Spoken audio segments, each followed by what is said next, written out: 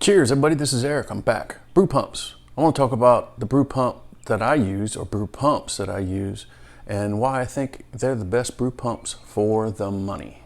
That's coming up next. So the Magnetic Drive MK2 pump, brew pump by Keg King, is $74.99, and the stainless steel pump head is $29.99.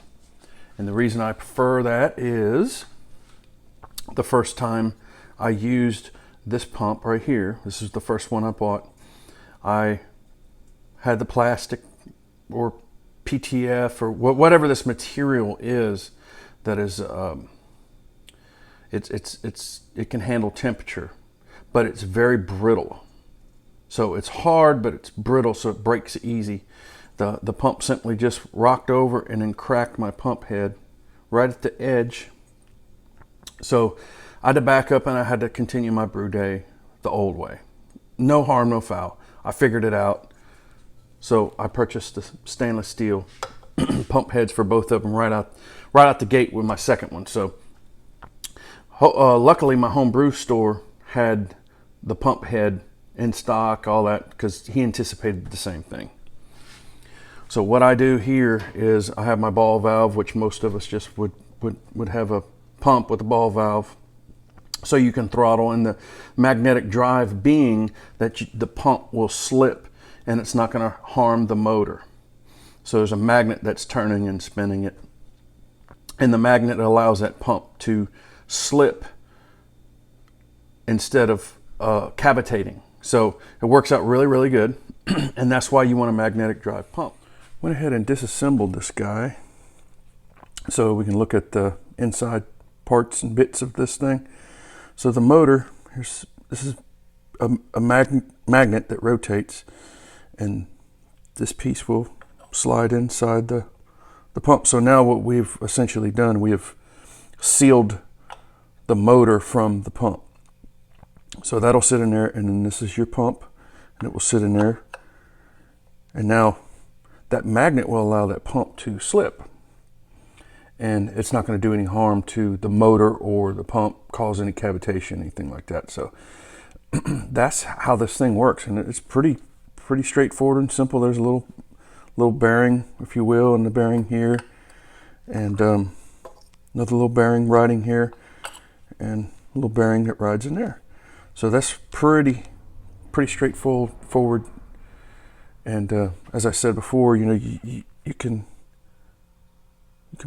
mount this thing in any direction you want that works for your brewing system. So on this would be my sparge pump, this one would be my recirc, and my transfer pump.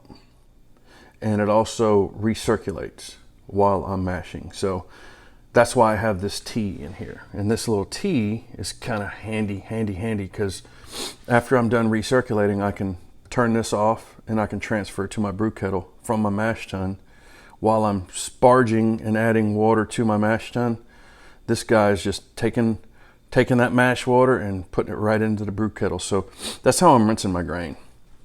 Great little option here, and I highly recommend it. Typically I would just have the ball valve here, right? So I added the T with what would it be, a nipple onto the valve, with the T, another nipple on another valve.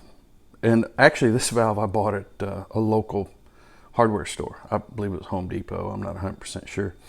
It should be stainless, but all they had was brass, and that's all I've used is this brass one.